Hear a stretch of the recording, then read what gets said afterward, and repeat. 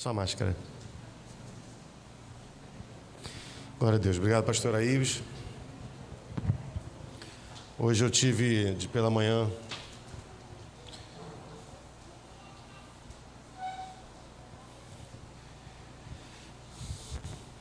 essa minha bela esposa, hoje ela estava se arrumando, deu uma coisa assim boa no coração, que ela estava de branco, né? Aí eu lembrei do nosso casamento do civil. Foi legal. Só deu tempo de dar um beijinho mesmo, que a gente estava atrasado para vir para a igreja. Mas ainda assim foi legal. Amém, querido? É bom sermos felizes, irmãos. Amém? Eu lembro que no meu civil tinha uma... Lá, o lugar é muito bonito, irmão. Lá em Caxias. Vocês casaram lá também? Muito bonito, irmão. Era um corredor assim, muito bonito. E aí era quente. E tinha que chegar muito cedo para receber senha. E os padrinhos tinham que estar lá na hora da senha, porque senão ele não dava a senha. E aí tu não casava. Suando, mas suando, irmão. A foto da gente do civil parece de 2 missionários na África, em pleno trabalho. Suado. E aí quem chegava primeiro eram os homens, né? Para pegar a senha, para fazer as noivas. Aí eu lembro que tinha um monte de noivinho lá, eu lá também, e só tinha uma noiva. Só tinha uma mulher, enorme, irmão, com um vestido verde. E ela tava. E aí tinha um cara lá, vendendo uns buquezinhos de flor de garrafa PET. Aí eu falei, gente, esse cara, não é possível que alguém vai comprar essas flores de garrafa PET. Olha, meia hora não tinha mais flor nenhuma, todo mundo comprou. E a mulher tava assim, ó. Mas com uma cara de que queria matar alguém. Ah, irmão, depois de um tempo chegou o que seria morto, que era o marido. Um pequenininho, e ela ficou num canto e ele no outro canto o tempo todo. Só se juntaram na hora de entrar pro casamento. Eu falei, eita ferro, que alguém deu um mau passo aí, tá casando sem querer, né? Aí eu fiquei muito penalizado por aquele homem, né? Mas, não sei. Aí eu fiquei feliz por mim, então, né? Porque é bom que nós sejamos felizes, que tudo que nós vemos fazer na nossa vida, nós façamos por felicidade. Eu estou dizendo isso, irmão, inclusive também estar na igreja. Eu quero deixar uma leve e momentânea exortação para a igreja. Irmão, não troque o seu momento de estar em comunhão, ouvindo a palavra de Deus, por qualquer coisa, irmão. Eu sei que a gente tem momentos que a gente precisa trabalhar. Eu sei que tem trabalhos que a gente cava. Porque, por exemplo, esse trabalho sempre vai ter. Então, eu penso assim, se eu for arrumar trabalho para domingo, eu vou estar arrumando trabalho para domingo. Tem uma música muito antiga porque era da minha época de criança. Eu não concordo com ela, não. A música era assim, que a gente cantava. Me ajuda aí, B. Mateus, lembra? Eu não estou falando, né? Os adivinhos. Calma, eu sei. Os adivinhos não vão para o céu. É aquela que trabalha, aquela que cantava, quem trabalha no domingo do Senhor está roubando. Não, como é que começa ela? Não, se cantar a primeira, emenda no resto.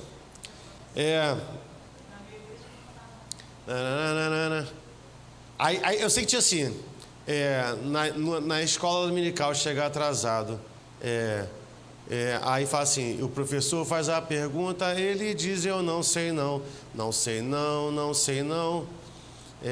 Eu sei que a música era aterrorizante, irmão, dava medo de você chegar na igreja. E aí tinha uma parte da música, depois eu vou lembrar, eu vou cantar e vou fazer um solo antes da pregação. E aí tinha uma parte que falava assim, quem trabalha no domingo do Senhor está roubando.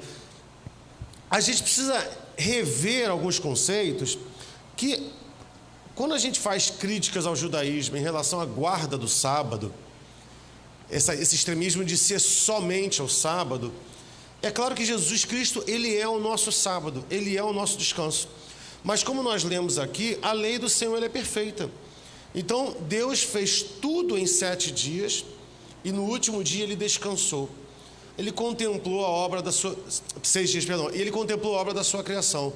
Queridos, o teu sábado pode ser numa segunda, pode ser numa terça, não há problema. Na normalidade, geralmente as pessoas não trabalham no domingo. Mas o que eu tenho percebido é que a igreja tem tratado isso como qualquer coisa. E Deus tem ficado com a sobra. Compreende? E aí às vezes as pessoas falam assim, não, mas aí eu vou abrir mão de um domingo, podendo estar num lazer, e isso me deixa confuso.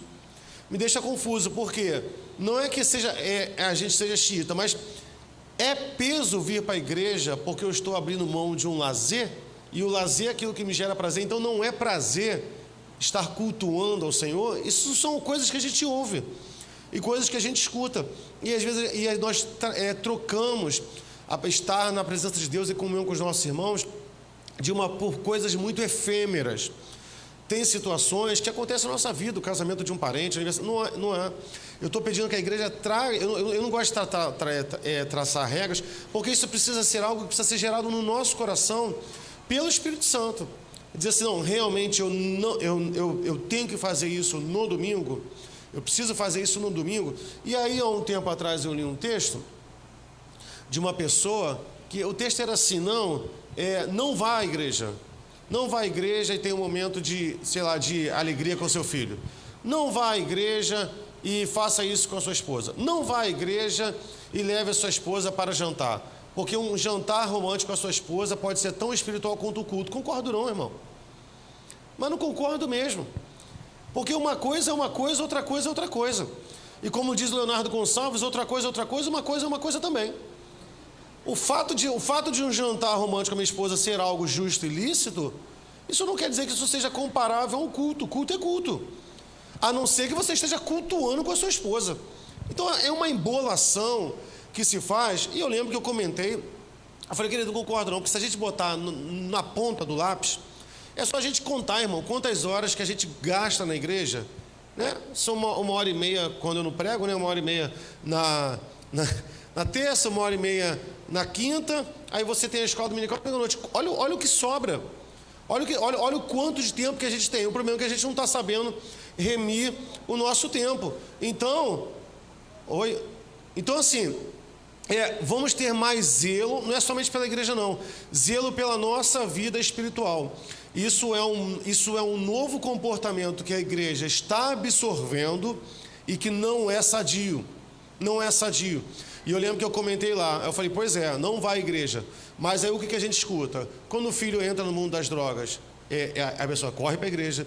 Quando a pessoa está enferma, as pessoas correm para a igreja pedir oração. Quando as pessoas estão com problema na oração, problema no casamento, as pessoas correm para a igreja, e a gente está aqui para isso mesmo. Não só nós, a gente pastor, nós, a mente igreja. Mas é estranho a gente ver como é que inverte a situação. Então, quando tudo está bem, não, eu tenho direito, mas quando tudo está ruim, a gente sabe para qual porta abrir, porque a gente sabe que a gente encontra amparo aqui, a comunhão dos irmãos que possam orar por nós. Então, queridos, tratem a vida devocional de vocês com mais zelo, dentro do princípio da palavra de Deus. Pastor, mas não tinha igreja, mas haviam casas. As igrejas eram nas casas. Então havia igreja. Onde está o corpo, ali está a igreja. Ah, mas era casa, então não tem problema. Olha para cá e eu vou escrever ali no portão, casa. Isso aqui é a nossa casa também. Não muda nada.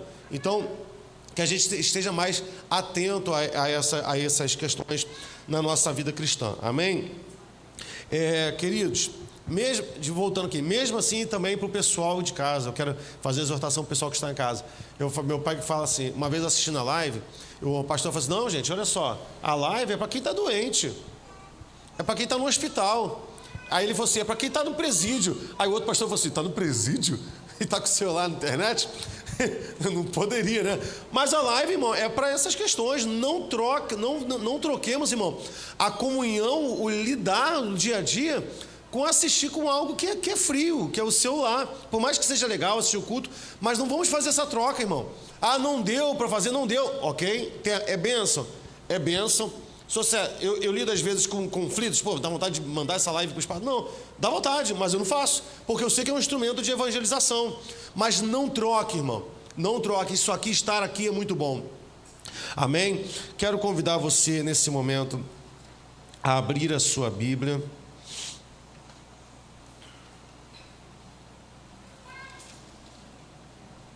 Em Mateus 28,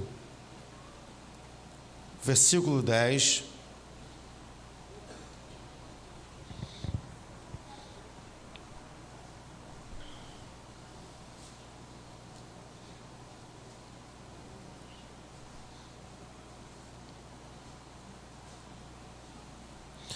Mateus 28, 10.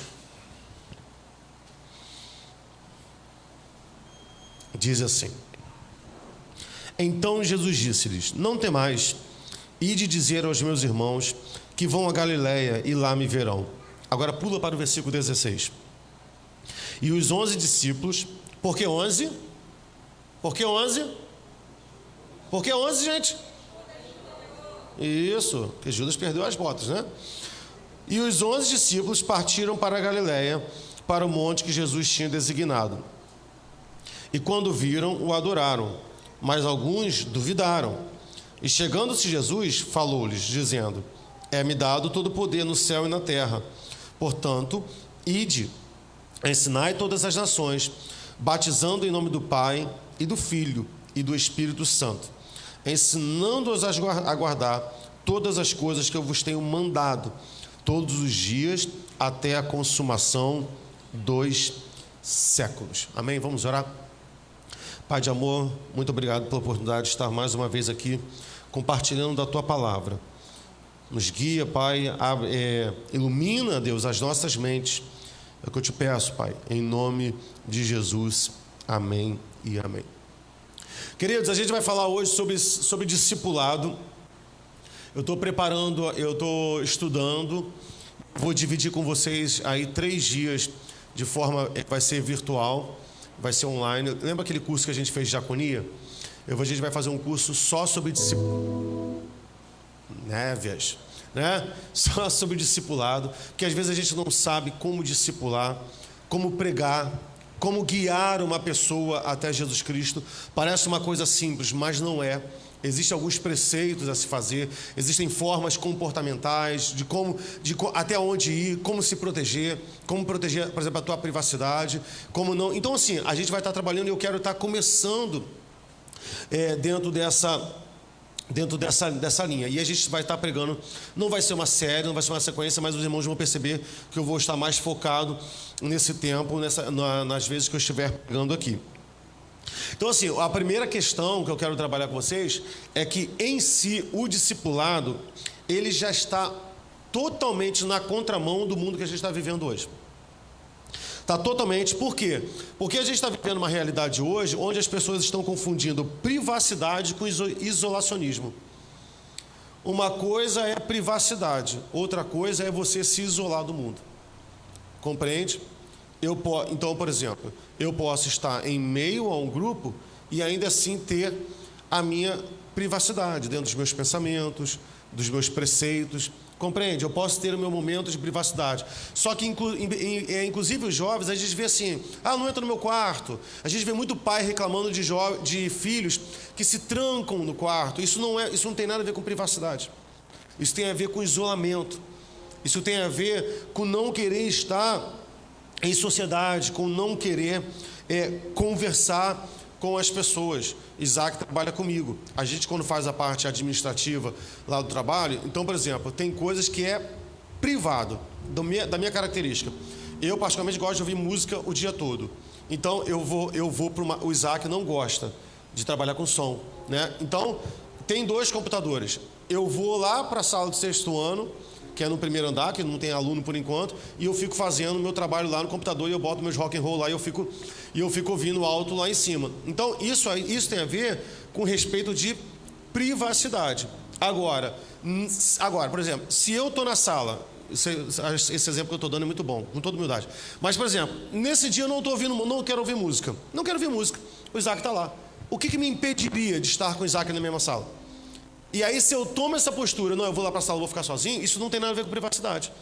Isso tem a ver com a pessoa adotar uma postura antissocial, de estar se isolando. Conseguindo compreender? Então, tem coisas que às vezes é do meu estilo e que às vezes o meu estilo não compartilha com o outro. Vou fazer comigo ou com alguém que goste.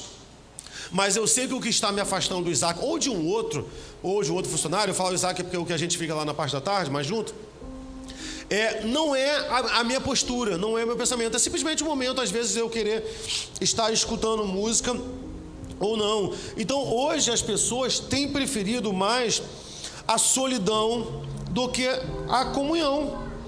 Elas estão preferindo mais receber do que dar.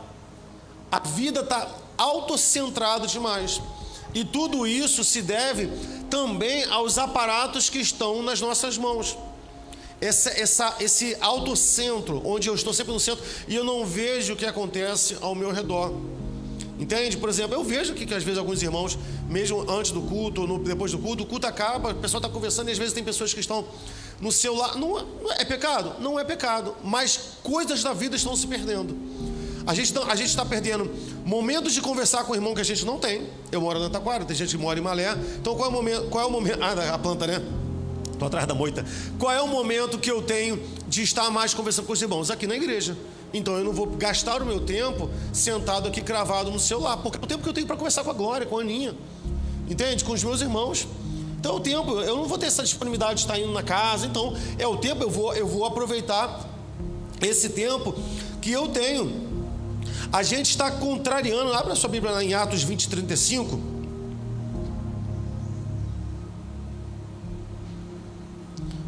Atos 20, 35, eu acho que é o versículo que diz: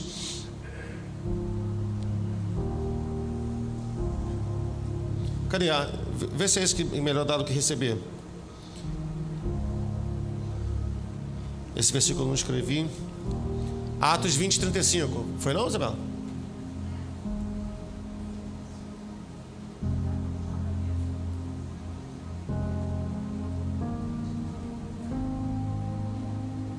Aqui, ó. Mais bem-aventurada coisa é dar do que receber, queridos. A gente precisa estar indo em direção aos nossos irmãos. Mateus 6,19 diz: não ajunteis tesouros na terra. A gente está numa pegada de tomar conta da nossa vida, de preparar, de juntar. Não é o meu é o meu momento de lazer. Não, eu preciso trabalhar. Não, eu preciso juntar. A gente está muito focado nessas situações dessa terra. Eu não estou falando para a gente viver uma vida alienada. Não é isso. Só que não tem sentido. Não tem sentido. E aqui não é nem religioso. Pode ser até uma análise sociológica. Não tem sentido eu achar que eu tenho que ganhar dinheiro para conquistar coisas que eu nem vou conseguir usar. Compreende? Lembra quando eu falei que eu descobri que no meu carro tinha televisão? Que eu estava 3 anos sem usar e eu nem sabia que tinha televisão? Essa semana eu vi. Depois que eu descobri, eu já eu estava assim: caramba, tem um mês que eu não ligo essa televisão aqui, que eu não vejo. Você vê? Então já estava lá no carro. Mas digamos que fosse eu que tivesse gasto dinheiro para colocar a TV no carro. Não, eu preciso de ter um não sei o que de mídia no carro. Eu já estaria vivendo isso. Eu falei assim: nem estou usando. Compreende? Não, eu preciso ter um home theater, não sei o que, de um som, não sei o que, e eu nem vou usar. Quantas coisas a gente compra que a gente acha que é imprescindível para a nossa vida e a gente não usa. Então a gente está trabalhando por aquilo que não tem sentido. Não tem sentido. A Bíblia é perfeita, irmão. A Bíblia diz que Deus nos dá aquilo que nós necessitamos: comida, vestimenta, ter o que beber. Não há problema ter problema de conforto. O problema é que a igreja entrou na lógica do consumismo desenfreado. Você precisa ter, você precisa trocar de celular, você precisa. Então, nessa loucura, a gente vai trabalhando cada vez mais. A gente precisa trocar de carro. Por que a gente tem que trocar de carro? Nosso carro está muito ruim, a roda está soltando. Por que a gente tem que trocar de carro? Por que a gente tem que trocar? Por que a gente tem que comprar uma roupa nova? A minha roupa está muito ruim. Por que eu tenho que encher o meu guarda-roupa? Irmão, não vou nem pedir para levantar a mão aqui. Quem aqui tem roupa no guarda-roupa que deve ter mais de 6 meses que não coloca no corpo? Então por que está lá? Porque a gente está contrariando. Hoje a pastora trouxe um montão de roupa minha aí, que eu também, roupa que eu nem nunca usei. O pessoal me via, olhava para mim, me via magro. E na hora que eu botei, eu me senti meio um salame, né? Uma coisa assim, né? Um embutido. Eu falei: não dá, né? Eu preciso respirar na hora da pregação. Então, porque senão fica uma peneia aqui, meu irmão, durante uma hora eu vou morrer. Então assim, olha como é que a gente está contrariando a palavra de Deus. Queridos, me desculpe se eu tenho roupa no meu guarda-roupa que faz mais de 6, 7 meses que eu não ponho no corpo. A Bíblia diz: melhor é dar do que receber. Olha como é que a gente está retendo. Isso é um exemplo banal, um exemplo simples que eu estou dando. Isso tanto para homem quanto para mulher. Eu tenho 12 pares de tênis. Tu é uma centopeia? Tu é uma lacraia? Tu não é, irmão. Olha quanto tempo que tu não usa. Dá isso, irmão. Agora, a gente está nessa dinâmica. Não, eu preciso ter. Ok, eu vou usar o exemplo de sapato só para os homens, que eu sei que mulher tem a questão das cores para combinar com alguns acessórios. Mas homem, eu tenho um sapato preto, marrom, né?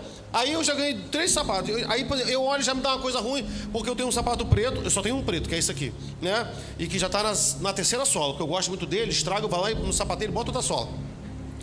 Eu gosto dele, mano. Eu gosto, vou jogar fora por quê? Só porque a sola estragou, eu compro só a sola, né?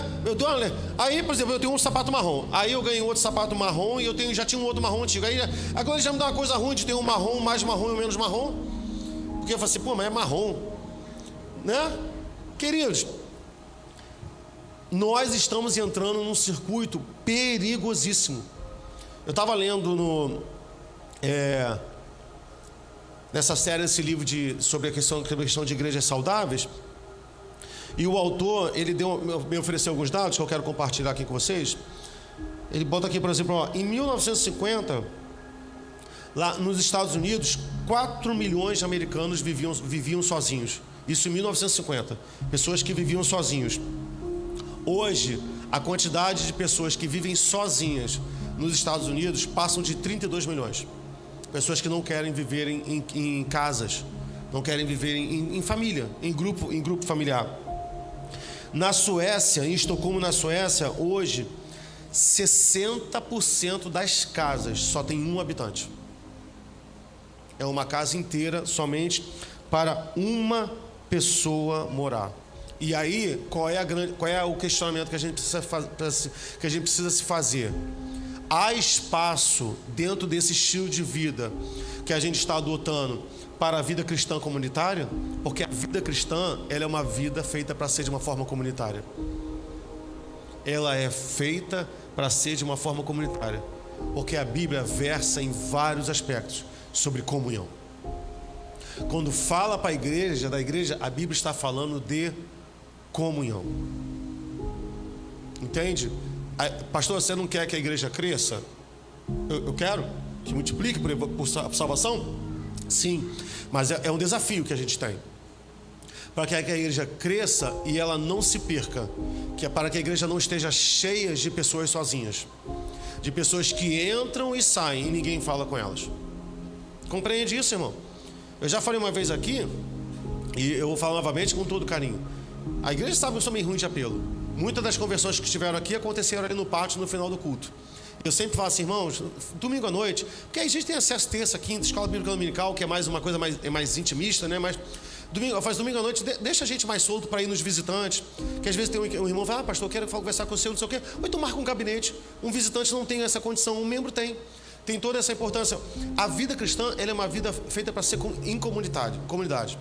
Me incomoda, eu fico às vezes tenso, preocupado, quando eu vejo um irmão muito isolado, não conversando muito um com o outro, ou então quando o visitante entra e sai e vai embora, entende? E isso é tão difícil, que tem pessoas que não gostam de chegar cedo na igreja, já para não serem vistas, e essas pessoas às vezes saem antes do culto acabar, já para não ter que falar com as pessoas.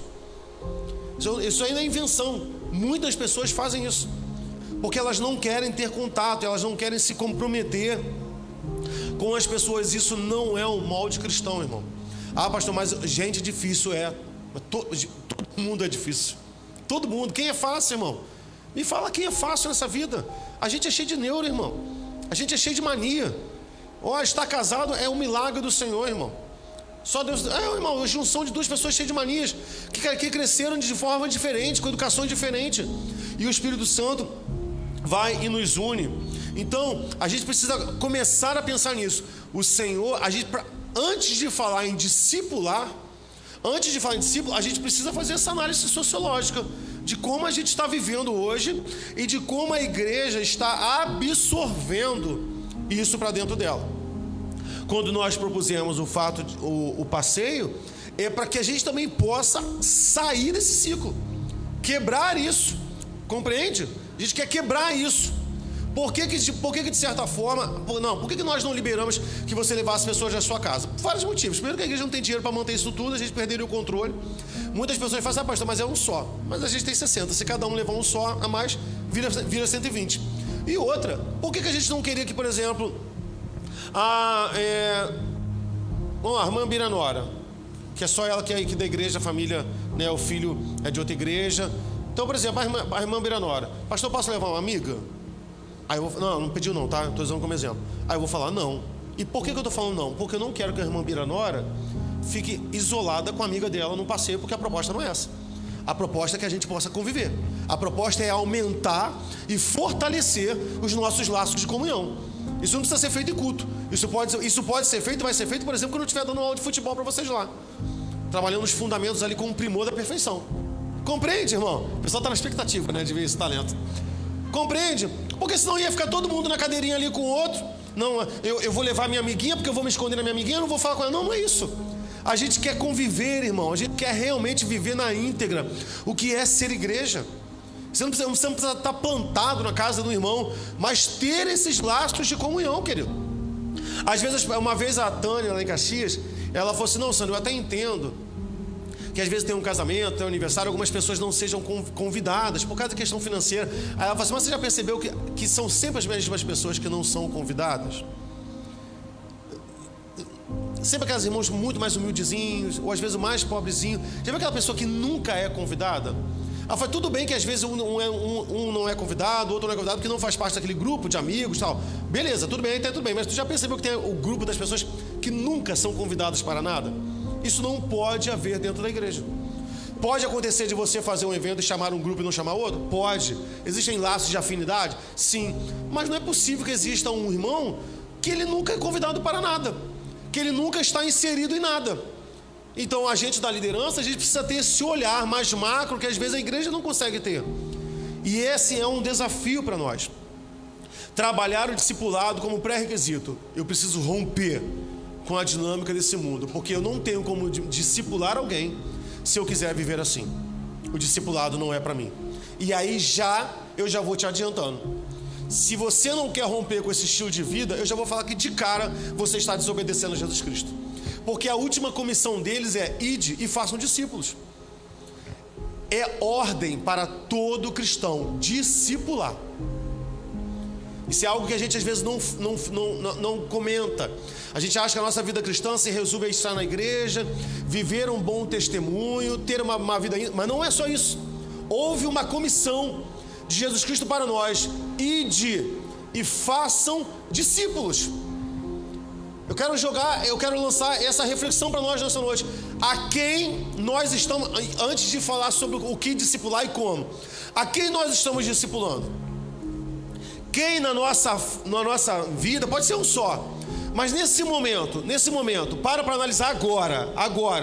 Eu estou lançando isso para a igreja, mas estou lançando para mim também. Quem nesse momento eu estou investindo tempo pensando, oração, de uma forma sistemática, porque eu estou focado na conversão dele. Porque isso é um pré-requisito para discipular. Ou eu estou levando a minha vida assim, não, eu estou servindo a Jesus Cristo, estou sendo uma boa pessoa, estou vivendo em santidade, fui justificado. Olha como é que há outros preceitos da vida cristã, como é que a gente precisa sair desse senso comum do cristianismo que acha que evangelho é estar na igreja, fazer parte de um clube denominacional, e às vezes a gente fala assim, não quer nada, cobra Deus, não, eu preciso ter um ministério. Em quem nós estamos focando? No meu colega de trabalho? Entende? E no meu colega de trabalho eu estou focando, no meu vizinho, é uma comissão de Jesus Cristo, meu irmão. No seu parente, você está focado em quem neste momento? Vamos para o texto. Mateus 28, versículo 10. Uma coisa que eu acho interessante aqui nesse versículo é a fala de Jesus Cristo. Jesus Cristo fala assim para eles: olha, vão para Galileia e lá eu vou conversar, e lá eu vou dar algumas orientações para vocês. Veja que Jesus Cristo é maravilhoso. Você concorda comigo? Diga amém. Amém. Quem não concorda? Fala aí para a gente orar para você, sem cair endemoniado, né? Queridos, Jesus Cristo não poderia falar assim, olha, fiquem aqui em Jerusalém, aqui perto do templo, porque eu vou dar essa comissão com vocês. Mas Jesus Cristo está diante, os seus discípulos estão diante de um sistema religioso falido. Templo, sacerdotes, levitas, sumos sacerdotes. E quando a gente canta aquela música, não, aqui a gente não canta, mas não sei se vai cantar ou não, mas tem aquela música do Fernandinho, Deixou sua glória, foi por amor, naquela via dolorosa. Aí o coro é Galileu, Jesus, porque na Galileia, Jesus Cristo é o lugar onde mais Jesus Cristo foi ouvido, pelas pessoas simples, pelas pessoas que eram deixadas à beira do caminho. Eram pessoas que, mesmo que movidas por vontade de comer pão ou não, ficavam desesperados atrás de Jesus Cristo. Mas Jerusalém não. Jerusalém, o centro de Jerusalém, Jesus Cristo se lamenta por eles. Ele falou assim: olha, eu mandei profetas para você, ó Jerusalém, você matou os meus profetas. Ele está falando do sistema religioso. Então Jesus Cristo estava assim: olha, saiam desse meio, vai para Galileia. Lá na Galileia eu vou conversar com vocês. Compreende? A gente precisa sair desse senso de achar que ganhar uma pessoa para Jesus é moldar ela dentro de um sistema religioso. Eu estou falando aqui também. Não, você não tem que ganhar membros para essa igreja. Elas podem ser membros dessa igreja? Sim. Nós precisamos ganhar pessoas para Jesus. E se essa pessoa que eu estou discipulando, evangelizando, ela fala assim: Sandro, estou membro de uma outra igreja. Houve um rapaz que entrou aqui. Ele estava aqui no Exército Aeronáutico, não sei o que tem aqui. E ele falou assim: não, pastor. E ele voltou para Jesus Cristo aqui no culto de dia de semana. Eu falei: você é aqui da área? Ele falou: não, eu sou de longe, eu esqueci o nome do lugar que ele ia. E aí ele veio um outro culto, ele falou assim: não, porque eu estou fazendo um curso aqui. Irmãos, eu fui acompanhando aquele rapaz até ele se tornar membro de uma igreja.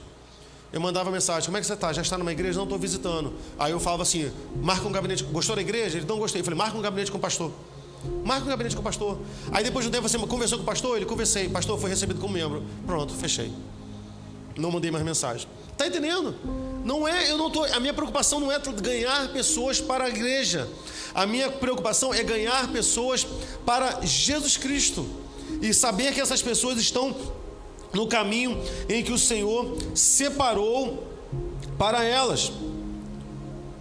É interessante quando a gente percebe que quando você... Lembra quando o diabo tentou a Jesus Cristo? E uma das tentações era que Jesus Cristo fosse... quando o diabo leva Jesus Cristo voando, né? Lá para o pináculo central do templo. E ele fala assim: ó, se tu és filho de Deus, se lança aqui. Se lança daqui de cima. Eles estavam lá no centro do templo. E aí Jesus Cristo fala assim: olha, não tentarás o Senhor teu Deus, porque o diabo estava tentando Jesus Cristo, talvez numa propensa vaidade que Jesus Cristo teria, ou num desejo que Jesus Cristo teria, que era ser reconhecido como filho de Deus. Porque você imagina toda aquela movimentação do templo, pessoas entrando e saindo com os seus sacrifícios, e de repente qual era a proposta do diabo? Se lança, porque está escrito o quê? Que o Senhor dará ordem aos seus anjos para que não tropece nenhuma pedra. Então você imagina Jesus Cristo descendo dos ares, amparado por anjos, como aquela pintura da igreja católica, né? Que tem um Jesus Cristo bebezinho, vários anjinhos, Jesus Cristo, vários bebezinhos. Aí o povo de Israel olhando no molde do Messias que eles esperavam, vindo em glória, mas Jesus Cristo não veio assim. Ele abriu mão da sua glória, ele se esvaziou. Então Jesus Cristo falou assim: não, você está me tentando. Você está me tentando, porque ele sabia dessa dor que Jesus Cristo carregava no peito.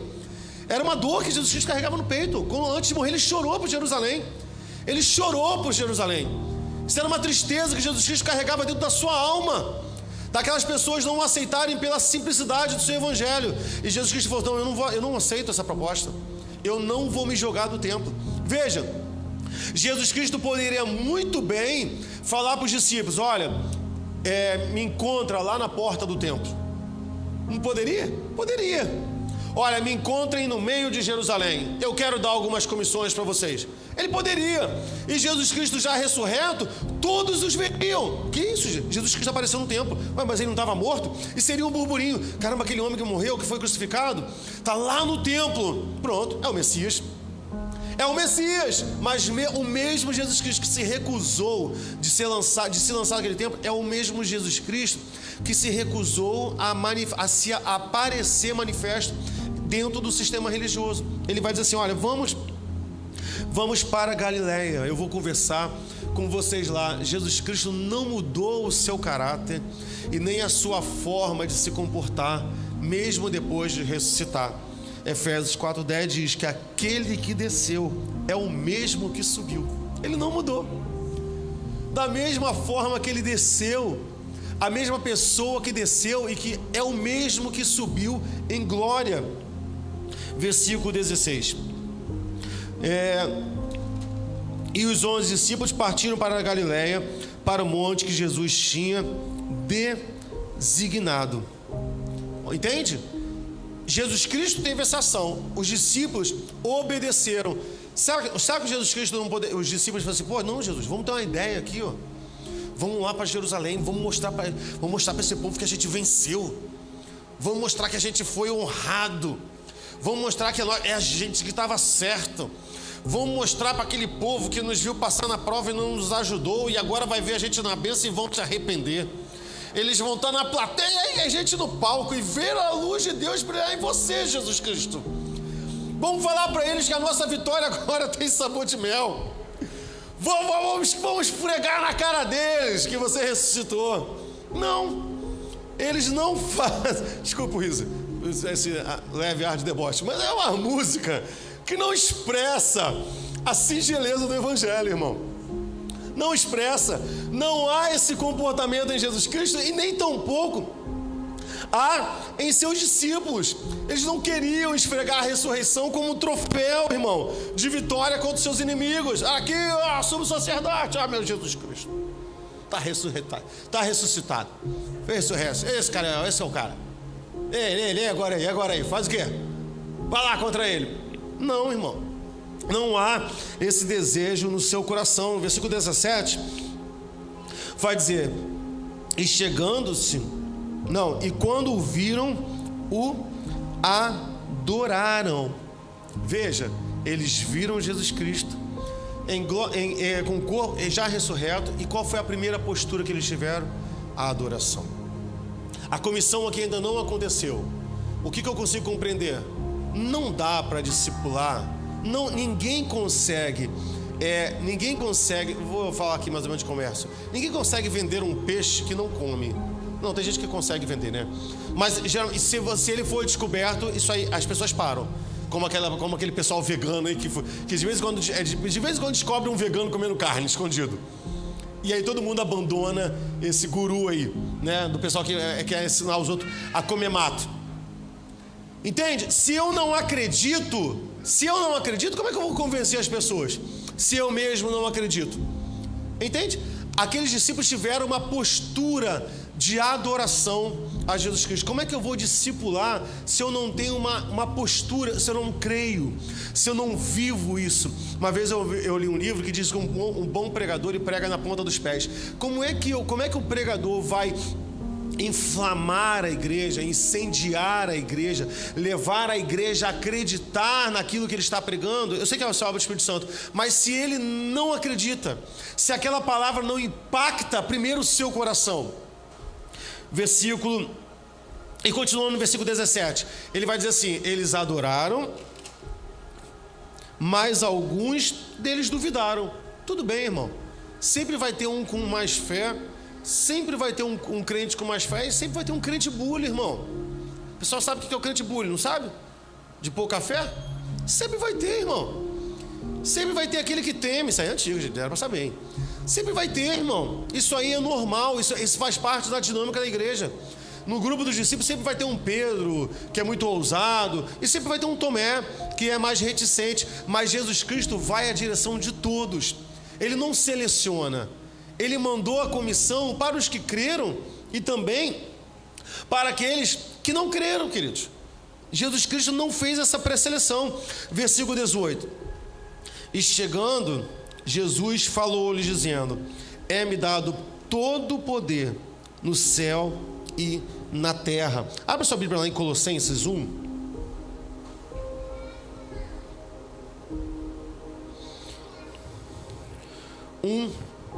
Do 14 ao 20, diz: Ô Jesus, passei. No qual temos a redenção. Deixa eu ver no 13. Ele nos libertou do império das trevas e nos transportou para o reino do Filho do seu amor. Agora falando sobre Jesus. No qual temos a redenção, a remissão dos pecados. Este é a imagem do Deus invisível, o primogênito de toda a criação. Pois nele foram criadas, né? Todas as coisas, nos céus e sobre a terra, as visíveis e as invisíveis, sejam tronos, sejam soberanias, quer principados, quer potestades, tudo foi criado por meio dele e para ele. Ele é antes de todas as coisas, nele tudo subsiste. Ele é a cabeça do corpo da igreja. Ele é o princípio, primogênito dentre os mortos, para que em todas as coisas possa ter primazia, porque aprove a Deus que nele residisse toda a plenitude, e que havendo feito paz... Não, até aqui, até o versículo 20. E que havendo feito a paz pelo sangue da sua cruz, por meio dele, reconciliasse consigo mesmo todas as coisas, quer sobre a terra, quer nos céus. Veja o que Jesus Cristo está fazendo com esses discípulos. Ele está enchendo eles de quê?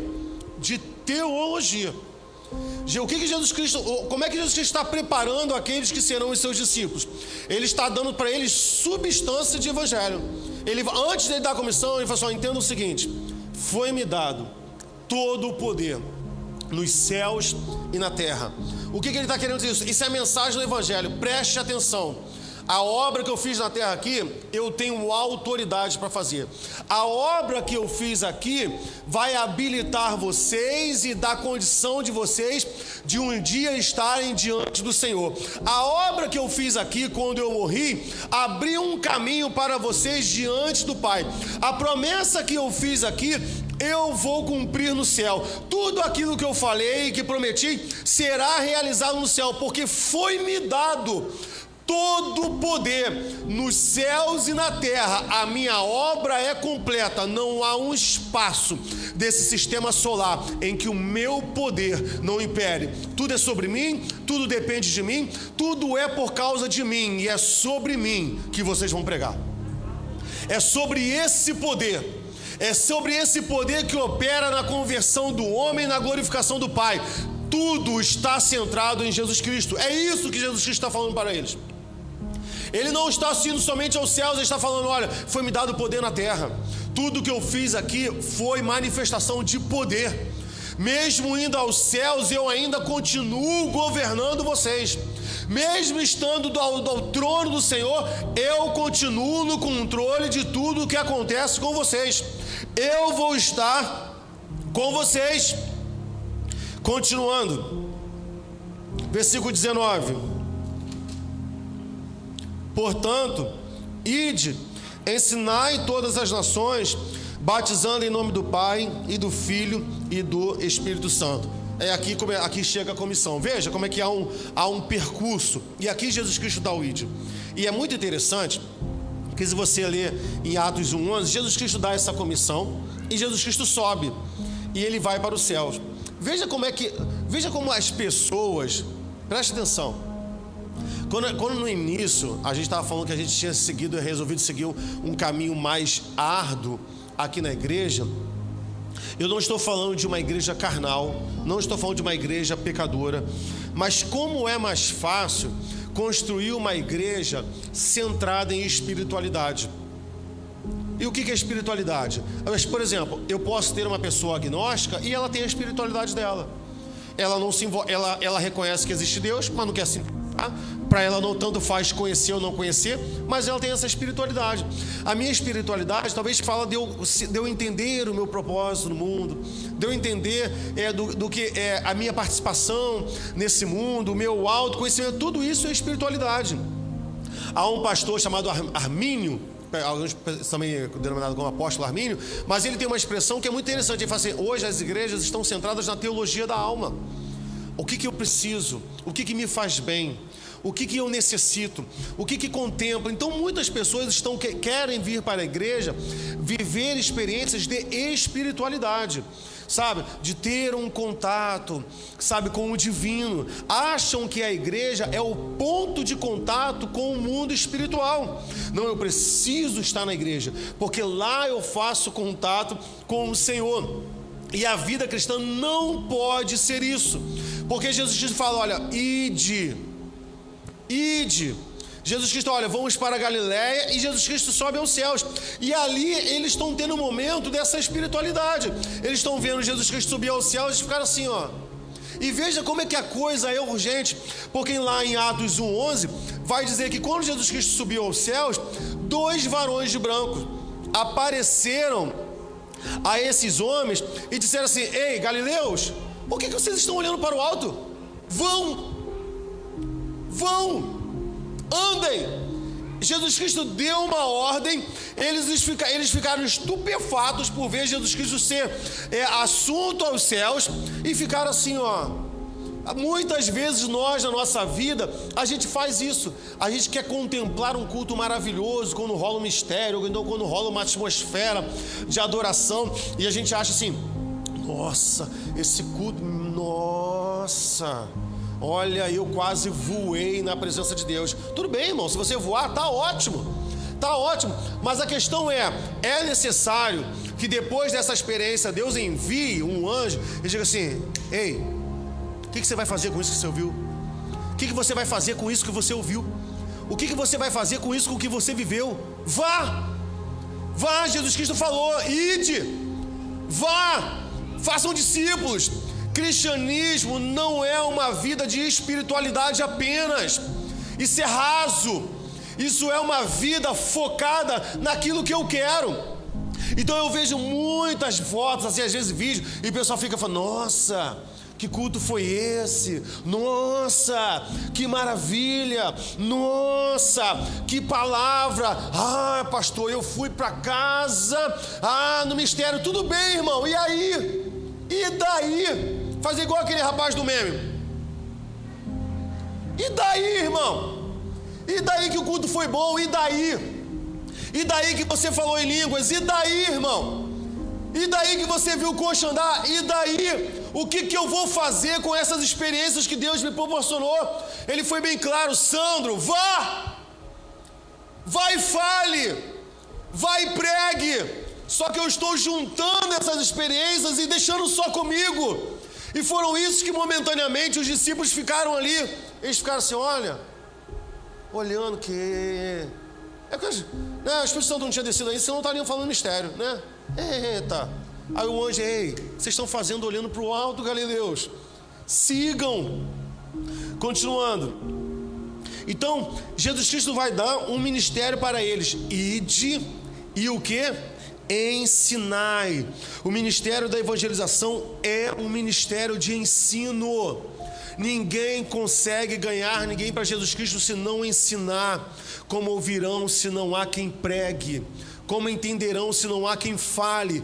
É na base do ensino, irmão. Não é na base de proposta. Me desculpa, eu sei que tem gente aqui que gosta. Mais uma vez assistindo a pregação do pastor Cláudio Claro. Cláudio Claro faleceu. Cláudio Duarte. E ele falava assim: não, eu vou ficar pregando sobre pecado? Eu vou ficar pregando sobre doutrina? Não é isso que atrai o pecador. Eu vou fazer o quê? Eu vou falar da bênção. Eu vou falar daquilo que Jesus Cristo faz. Por quê, irmão? Como é que você atrai o cachorro? Primeiro você sacode o bife. Não é assim, irmão. Não é assim. Eu não tenho que enfeitar o evangelho para atrair o pecador. Eu preciso ensinar a doutrina de Jesus Cristo sobre isso. Quando alguém fala assim: você acha isso errado? Olha, a minha visão é a visão bíblica. A minha visão é a minha visão cristã. Pela Bíblia você está errado. Pela Bíblia não é assim que deveria acontecer. Não é essa a orientação que Jesus Cristo dá. Eu não posso fazer com que o evangelho seja uma arapuca. Não, primeiro a gente atrai, primeiro a gente ganha o pecador, e depois a gente fala que não era nada daquilo, a gente vai mudando. Que isso, irmão? Que isso? É o quê? Virou seita? Virou religião estranha isso aqui? O evangelho precisa ser ensinado. A evangelização é um ministério de ensino. Jesus Cristo curava, Jesus Cristo ressuscitava, Jesus Cristo fazia maravilhas, mas como que ele era conhecido em cada lugar que ele chegava? Mestre. O ministério de Jesus Cristo foi do ensino. Em qualquer lugar que ele chegava as pessoas: mestre. As pessoas reconheciam a sua autoridade pedagógica. E hoje o ministério mais deixado de lado nas igrejas é o do ensino. Há uma supervalorização do louvor, há uma supervalorização até mesmo da pregação, uma pregação mais avivalista. E as pessoas: não, mas tem que estar na escola dominical, tem que estar na escolinha. Jesus Cristo era mestre. O evangelho, ele é pautado no ensino. Porque se eu não ensino, tudo vira experiência sensorial. Tudo vira mera espiritualidade. Não, eu fui, tive um momento ali de um contato com o Senhor e saí daqui renovado. Não, isso é ótimo quando essas coisas acontecem. Mas o que nos dá substância é o ensino. É o ensino, irmão. Se a gente quer ser discípulo de Jesus Cristo, a gente precisa estar atento a tudo que Ele diz. A tudo o que Ele diz. E Ele vai dizer: ide a todas as nações. A todas. Os discípulos também não entenderam isso. Quando Ele diz assim: olha, ide ao mundo e pregar o evangelho, os discípulos ficaram ali, batendo cabeça. Em Israel, vai para lá, vai para cá, vai para lá. Até que chega quem? O apóstolo Paulo, que é o apóstolo dos gentios. E eles conseguem ter uma dimensão maior. É a todo o povo, a todos os povos, a todas as tribos, a todas as nações. Então vai o funkeiro, vai o pagodeiro, vai, irmão. Vai o roqueiro, vai a prostituta, vai, irmão. Sabe, vai ao travesti, vai, irmão. Aí eu não posso selecionar quem eu vou evangelizar. Você vai pregar aquela garota é uma indecente, é uma safada, ela não tem valor nenhum, ela é uma meretriz, ela vive na vida, mas é ela que Jesus Cristo quer. É ela. Vá a todas as nações. E Ele vai dizer: batizando. E aí, como é que... Então qual é o pré-requisito de batizar? Ensino. Ele diz: olha, ensinando e batizando. Então não dá, querido, não dá para eu fazer um mega evento ou então um culto, falar assim: quem não é batizado aqui? Vai lá, a gente tem uma piscina ali, vai lá e se batiza. Está errado. Está errado. Mas Felipe batizou o eunuco na hora, mas andou, irmão, porque ele conversou com aquele eunuco sobre quase todo o Velho Testamento, quando ele estava lendo ali sobre o profeta Isaías. E quando aquele homem entendeu e creu, ele falou: por que eu não posso ser batizado? Aí que tem água. Aí o Felipe fala: não pode, se você crer de todo o seu coração, de todo o seu entendimento.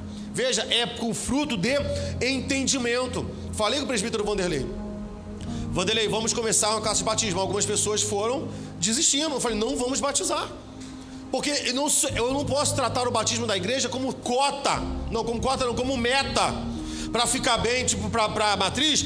Batizei tantos 30. Não, irmão. Deve nascer no coração do homem o anseio de descer as águas. A igreja não pode ficar no desespero. Não, eu não batizei ninguém. Irmão, olha, quando a Bíblia diz: conhecereis a verdade, ela vos libertará. Isso na minha mente foi uma quebra de paradigmas. Porque quando eu me lancei ao ministério, eu tinha algumas coisas formatadas na minha mente. Muitas conversões, muitos batismos, culto cheio, tem que batizar. E aí dos pastores fica assim: batizou quantos esse ano? E aí, batizou quantos? E aí, se eu acho que o número de batismo é um sinal de ministério esplêndido e bem sucedido, o apóstolo Paulo foi um péssimo pastor, porque ele termina a vida dele agradecendo a Deus porque não batizou quase ninguém. Ele falou: graças a Deus, batizei uns 2 só. Porque é muita responsabilidade, irmão. Minha mãe me perguntou assim, falei: mãe, lá a nossa igreja não exclui, mas eu devolvo. Eu não excluo não, mas eu devolvo. Aí minha mãe: como assim? Eu falei: a pessoa não está indo na igreja. Eu falo: irmão, não é melhor procurar uma outra igreja, uma igreja perto da sua casa? Aí minha mãe falou assim: Sandro, mas o que tem? Você não pode deixar ele lá como membro e quando ele for à igreja, ele vai estar... Eu falei: não. Eu falei: não, mãe, não mesmo. Porque enquanto essa pessoa é membro da igreja a qual eu sou pastor, eu me sinto responsável por ela, de estar ligando, de estar direcionando, mas ela não está. Então eu preciso ter a minha consciência com Deus. E teve irmãos aqui que eu liguei: irmão, procura uma igreja perto da sua casa. Não é melhor você estar numa igreja? Eu ainda oriento: olha, tenta igrejas que sejam bíblicas, vai para uma igreja, irmão, porque eu não estou conseguindo ser teu pastor. Eu não estou sendo teu pastor. Eu não estou te pastoreando, e isso me incomoda. Entende isso, irmão? Eu não estou aqui para bater meta. Não estou interessado aqui em olhar para o livro: nossa, temos 300 membros, e olhar para a igreja e ter 50 pessoas. E onde estão essas outras 250? Batendo cabeça por aí. Não, o ministério pastoral não é isso. Eu preciso ter a postura de um discipulador. Eu preciso tratar a igreja também como discípulos, mesmo que seja no molde de apóstolo Paulo. Olha, sejam meus imitadores como eu sou de Cristo. É a minha responsabilidade, é nossa responsabilidade. Estou falando de mim enquanto pastor. Então, se a pessoa não está aqui, eu falo: irmão, procure uma igreja perto da sua casa. Isso é falta de amor? Não é, irmão. Isso é compromisso com o evangelho de Jesus Cristo. Continuando: batizando e ensinando. Batizando o quê? Em nome do Pai, em nome do Filho, em nome do Espírito Santo. O que Jesus está falando? Ele está falando do que você vai ensinar. Olha, fale sobre a obra do Pai, fale sobre o amor do Pai, fale sobre a obra de Cristo, fale que é o Espírito Santo que convence o pecado, não é sair batizando a Eva. Quem aqui, quem quer batizar? Temos um batistério de piscina quente, temos toalha, temos o que? A pessoa não sabe nem por que está descendo as águas, irmão. Sabe nem o que aconteceu com ela. As pessoas chegam aqui e falam assim, todo mundo que chega aqui, às vezes de outra igreja, você já é batizado? Já, pastor. Primeira pergunta que eu faço, deixa eu te perguntar, irmão, o que é batismo? Aí a pessoa fica assim, como assim? Eu falo, não, o que significa a palavra batismo? Não sei. Eu falei, você foi batizado e você não sabe nem o que significa a palavra batismo? Eu falei, irmão, você tem certeza que você foi batizado? Ou você só tomou banho de piscina? Você tem certeza que você viveu? Apóstolo Pedro diz que o batismo é uma ação de boa consciência para com Deus. Você teve consciência do que você viveu? Você estava plenamente ali no domínio de tudo aquilo que você vivenciou? Ah, não, pastor, mas é porque o pastor falou, não, vamos, e aí eu fui. Sim. E aí, pastor, então o que você faz? Você batiza de novo? Eu falo, não, eu deixo a pessoa livre. Eu tenho membros aqui que se batizaram de novo, porque foi, pastor, não entendi nada. E eu tive membros aqui que foram batizados, chegaram aqui, pastor, eu me batizei, mas não sei nem porquê. E aí a pessoa andou com a gente um momento, e ela falou assim, irmã, ela falou, ah, pastor, agora eu entendi, mas não quero me batizar de novo não, tá? Porque ela conseguiu dar significado para aquilo que ela viveu no passado. Para mim, eu estou satisfeito. Estou satisfeito, irmão. Porque ela entendeu, porque ela aprendeu. Eita, deixa eu correr. Versículo 20. Ele vai dizer, ensinando-as guardar todas as coisas. Que coisas, irmãos? Veja, olha, Jesus Cristo é maravilhoso, irmão. Ele fala assim, você vai fazer discípulos, você vai batizar. Ontem teve o batismo aqui da Taquara, e aí tinha um rapaz que era presbítero, e a filha dele ia ser batizada. Aí o Fernando falou assim, Sandra, aí ele mandou mensagem, é errado eu deixar um presbítero batizar? Eu falei, Fernando, Felipe não era nem presbítero, ele era diácono e batizou. Não é usual. Mas, por exemplo, se você estiver num lugar e você ganhou uma pessoa para Jesus Cristo, e você falou, você discipulou, não tem igreja, você pode batizar. Isso é uma comissão para todos. Não é usual? Não é usual. Aí eu falei assim, outra coisa, Fernando. Pedro prega, 3.000 homens se convertem. Se eu achar que aqueles 11 homens batizaram aquelas 3.000 pessoas, esse batismo demorou, hein? Mas demorou, hein? E depois teve uma conversão em massa de 5.000 pessoas. Ou eles saíram com uma bursite no ombro, meu irmão, de toda... Vamos pra cá. Isso foi uma comissão dada aos crentes. Agora, que coisas que essas pessoas devem guardar? Que coisas? É o que ele faz? É o que ele é? É o que ele possui? É a sua glória? O que esse novo crente precisa guardar? Esse é o meu dilema que a gente sempre está batendo aqui. Parece que a gente está falando mal das outras igrejas. Não. Parece que a gente está falando que as outras igrejas são mal intencionadas. Não, mas elas estão habitando e caminhando por uma incoerência, porque está oferecendo tudo para esse novo crente. Olha, aceita Jesus Cristo porque Ele vai transformar a sua vida. Ele aceita Jesus Cristo porque Ele é um Deus Pai de amor. Olha, Jesus Cristo te ama. E as pessoas falam assim, caramba, olha, Jesus Cristo me ama, deve ser muito especial mesmo. Então eu vou aceitar esse Jesus Cristo. Só que o que Jesus Cristo diz é, olha, digam que eles guardem todas as coisas. E que coisa é essa? Seus mandamentos, irmãos. São os mandamentos de Cristo. Foi o que nós lemos aqui no início. O mandamento do Senhor é perfeito. Quem é que gosta de ser mandado aqui, irmão? Fala a verdade. Levanta a mão, quem é que gosta de receber ordem? Fala aqui para mim, irmão. Tu gosta de ser mandado, irmão? Ninguém gosta, irmão. Mandamentos geralmente vão no contrário da nossa vontade. Geralmente vai no contrário, irmão. É por isso que, abre sua Bíblia lá em João 14, 21. O que diz lá? Se nós amamos Jesus Cristo, o que nós fazemos? Guardamos os seus o quê? Mandamentos, irmão. Então, irmão, isso é uma lógica. Qual é uma prova que eu amo a Jesus Cristo? Eu guardo o seu mandamento, porque eu sei que geralmente o seu mandamento não vai na direção do que eu quero, não satisfaz os meus desejos, mas eu me renuncio para agradar a esse Jesus Cristo. E o que é o amor, senão uma consequência e sequente atos de renúncia? Existe amor sem renúncia? Existe casamento que se sustém sem renúncia, irmão? Existe amizade que se mantém sem renúncia? Não existe amor sem renúncia, irmão. Não existe amor sem renúncia. O amor, ele é demonstrado nas nossas renúncias. Jesus Cristo renunciou à sua majestade. Nós devemos renunciar o nosso controle. Jesus Cristo renunciou à sua glória. Nós precisamos renunciar o nosso ego. Jesus Cristo renunciou ao seu trono. Nós precisamos renunciar o nosso orgulho. Todo relacionamento de amor é um relacionamento de angústia. E aqui, para a gente fechar, o que mais me chamou a atenção e que me deixou mais preocupado: se eu estiver pregando aqui a Jesus Cristo, em que eu não esteja centrado nos seus mandamentos, porque eu acho que expor mandamentos para a igreja vai na contramão daquilo que o povo quer, daquilo que o povo vai buscar, estamos diante de um problema. Estamos conduzindo, me escutem bem, estamos conduzindo e construindo uma igreja que vai fervorosamente, jubilosamente para o inferno.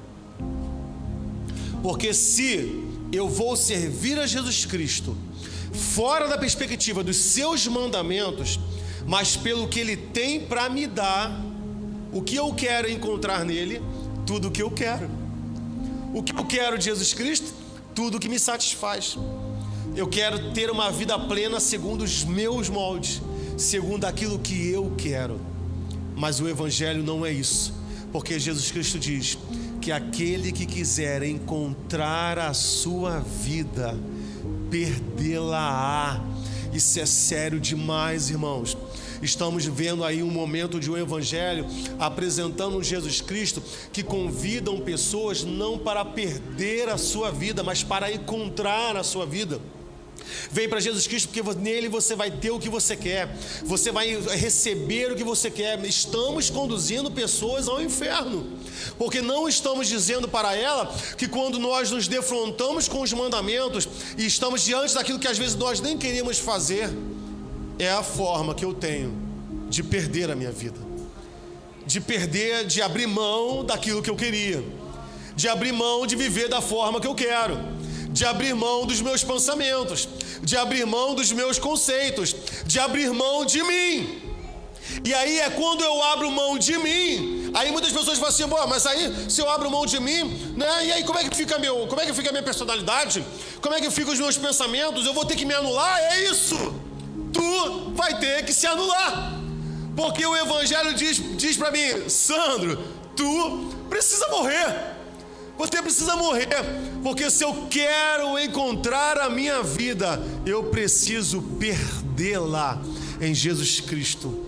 Eu preciso me encontrar em Jesus Cristo. E quando eu estiver envolvido em Jesus Cristo, mas eu não estou vivendo nada daquilo que eu desejava viver, mas eu estou vivendo aquilo que Ele quer que eu viva. E o que Ele quer que eu viva está escrito nos seus mandamentos. Compreende? Não dá para discipular dizendo assim: vem para Jesus Cristo porque você vai arrebentar. Vem para Jesus Cristo porque a tua vida vai mudar. Olha, venha para Jesus Cristo.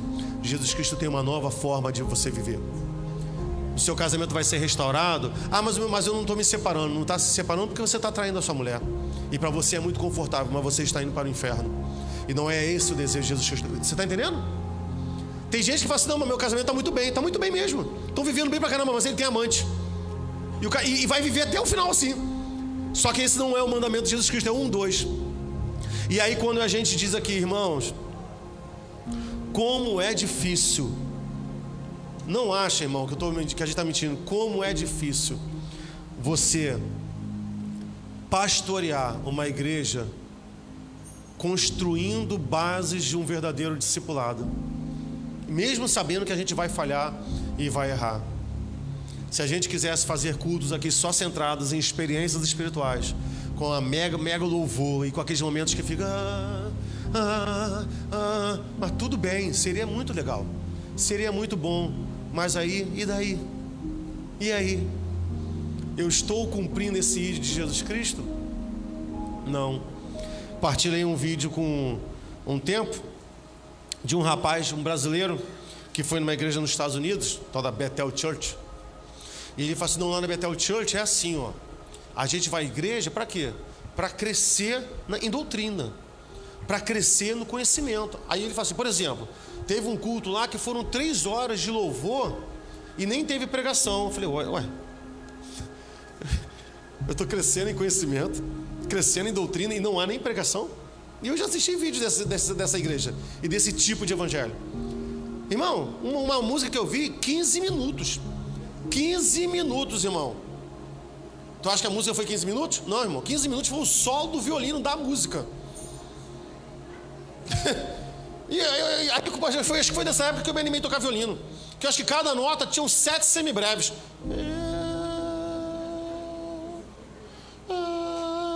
Aí fica uma pessoa pintando um quadro.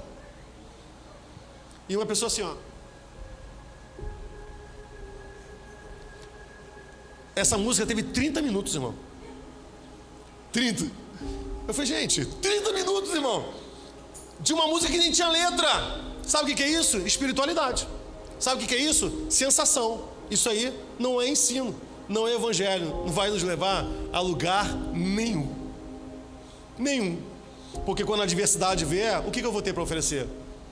O inimigo vai se levantar? Ah, pastor, o inimigo se levantou. Toca um violino.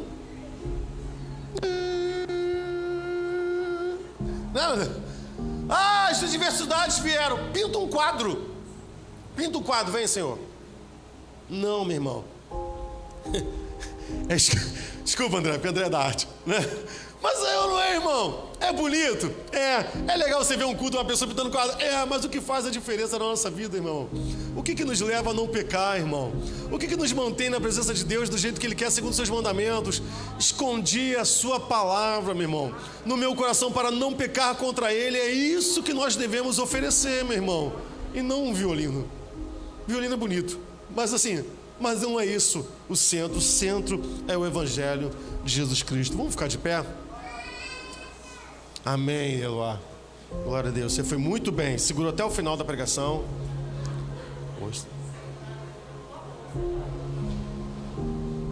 Tudo é ensino, irmão. Quinta-feira a Letícia estava aqui ministrando louvor. Aí no final do culto, o Mateus falou assim: o ministério de louvor. A Letícia estava com a Eloá ali.